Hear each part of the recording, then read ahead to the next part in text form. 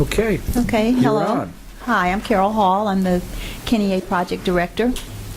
And it is my understanding that you've already been given some background information on Kenny A.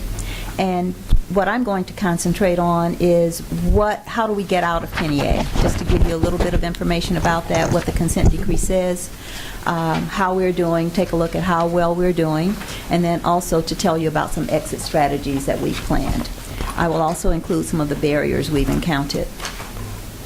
So, how do we get out of this? We've been in Kenny A since October 27, 2005. On page 42 of the consent decree, it says that with respect to state defendants, this consent decree shall remain in effect until, 1, state defendants are in substantial compliance with the final measures on all outcomes simultaneously for 3 consecutive reporting periods. A reporting period lasts 6 months, and so in order for us to exit, we must be in substantial compliance on each of the outcomes for 18 months. Or a motion to terminate jurisdiction over the consent decree is approved by the court. There are 2 federal court monitors, Jim Demas and Karen Baines-Dunning. Also, Judge Shue is the judge who presides over the case. The first measure took place in June of 2006, and that covered November, December of 2005, and then January through June, all of June of 2006. The first time we were measured, we were only measured on 6 outcomes. 2 of those outcomes were dealt with adoptions, and those were outcomes 12 and 13. One of the issues we found early on, some of the barriers we encountered, is that we had to learn how to speak the same language. There are certain words and terms in the consent decree that may mean that meant something to us, but it meant something different to the plaintiff attorneys. And a very good example of some of the unintended consequences that we encountered, I'll go back to outcomes 12 and 13, around the adoptions. Outcome 12 said that once you terminate a child's parental rights, both parents' parental rights have been terminated, we then had 12 months to get those children adopted. So we came up with a list of children, and we were successful. The goal was 80%, and we came in at 84%. So we achieved that goal. We were excited. But on the back end of that, for outcome 13, what outcome 13 said is for all those children that you don't get their adoptions finalized, you have to register them on a local, regional, and national adoption registry. There were some teenagers, and here's one of those unforeseen consequences. There were teenagers who said, look, it's bad enough being in foster care, and you're not about to register me. I don't want to be adopted, and you have to register me on any kind of registry. And so we discussed that with the monitors, and they agreed with us. And so we came out with the results. We achieved outcome 12, and when we reported on outcome 13, we were at 100%. However, when we reported those results to Children's Rights, they took a look at the children who fit the criteria, and they said, what about this other group of children? Because I see you only have a certain number. And we told them teenagers didn't want to be adopted, and explained to them, and the monitors even spoke up and explained, and they said that's not what the consent decree says. And so as a result of that, we did not achieve outcome 13.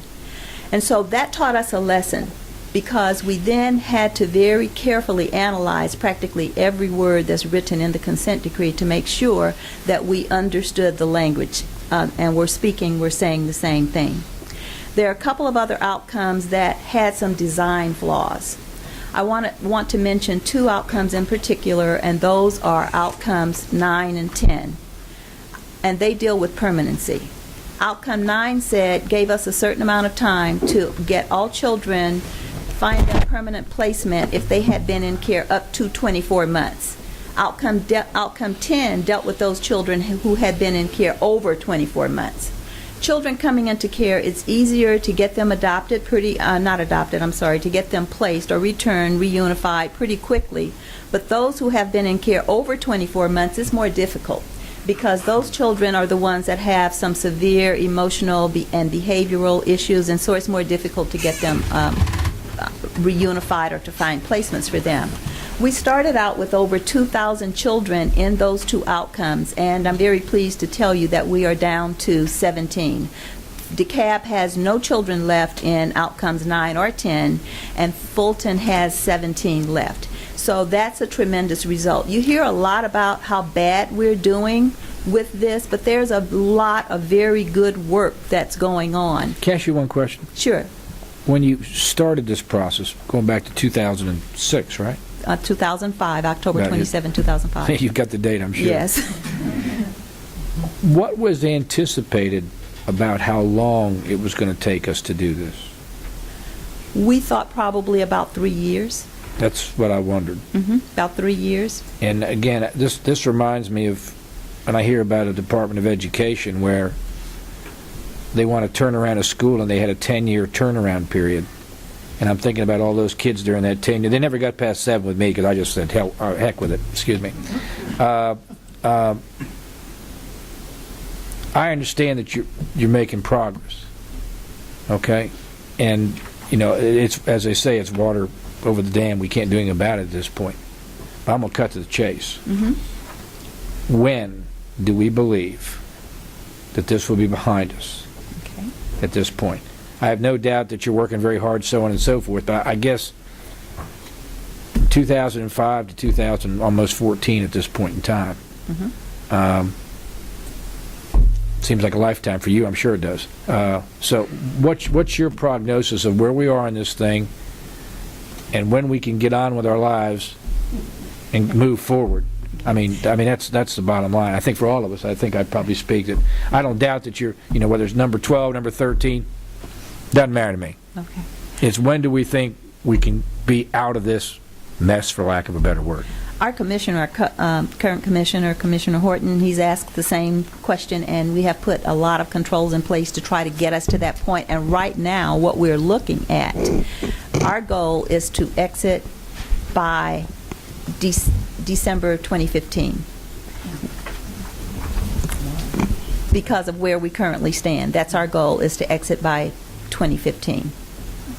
Now let me also say that, as Carol has said, this summer in particular, we have done some shifting and really strategizing with our accountability agents and others about what it would actually take to get out of the consent decree.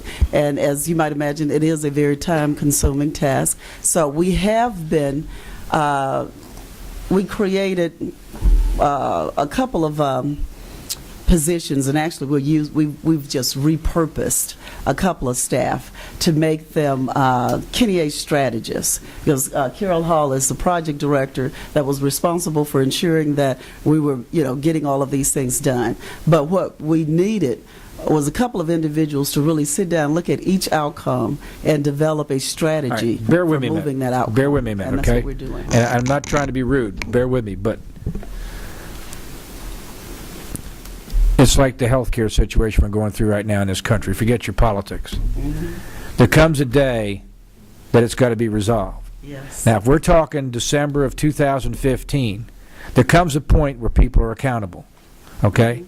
And I want to tell you right now, if we're given a date at a certain point in time where this should be done, it has to be done, or there's going to be consequences. I'm not threatening anybody. I'm just telling you, that's 10 years. And I come from the private sector. That wouldn't work where I live, okay, in my world. That wouldn't work. Now, I'll take you for what you're saying, if that's when it's going to be. But people, you know, we're sitting here and we're talking about committing another, how much money, Renee? $500 million? $600 million? The governor's talking about? Oh, I don't know. Whatever the number is, that what the number is? 28 million. Yeah, 3 years. So we're talking about, you know, all this money and doing all this stuff. And if we can't solve this problem, okay, how do we answer people? So I guess, you know, again, I'm not picking on anybody. That's not my point. But this particular thing, there's got to be a day we say, okay, it will be done and it will be solved. And I can't, otherwise, for people to turn around and give the same people 30, 40, 50 million dollars or whatever we're going to be doing. They're going to say, why would you keep throwing money to these people when they can't solve this? Okay, I mean, that's just, it's not Fran Miller, that's just common sense. It's a decade. It's a decade. It's a decade, right? You know, and I mean, we're not talking about going, you know, going to the moon. Okay, it's filling the boxes in and doing the necessary work and the blocking and tackling, for lack of a better term, this time of year. Okay, so I guess that's, to me, that's all that matters on this. Is you all, and I'm not asking you to say that we'll definitely have it, but somebody's going to have to come back and say, okay, here's where this thing will be solved. And again, that's, you win. You got, the buck stops there, I guess. So the committee, I think, is going to want to know that going forward, of when we think this issue will be resolved. Because where we want to go with this thing going forward, we have to get the past put behind us.